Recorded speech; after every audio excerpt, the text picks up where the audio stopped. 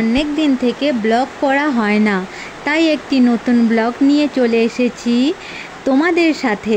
আজকে আমরা টোটোতে করে চলে গিয়েছিলাম ভামরী দেবীর মন্দিরে পুজো দিতে। বেলাকোবা থেকে প্রায় 10 কিলোমিটার দূরে অবস্থিত ভীষণই সুন্দর একটি প্লেস। অনেক দিন ধরে ভাবছিলাম পুজো দিতে যাব, ফাইনালি আজকে সম্পূর্ণ হলো।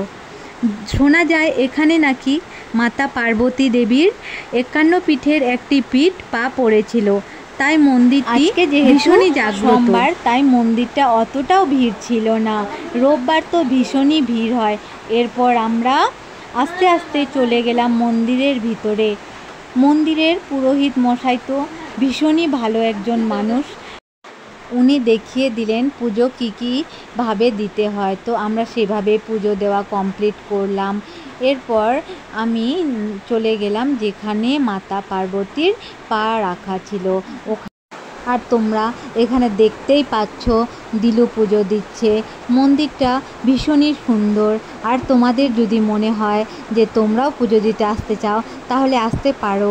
বেলাকোবা থেকে প্রায় 10 কিলোমিটার দূরেই অবস্থিত এই মন্দিরটি।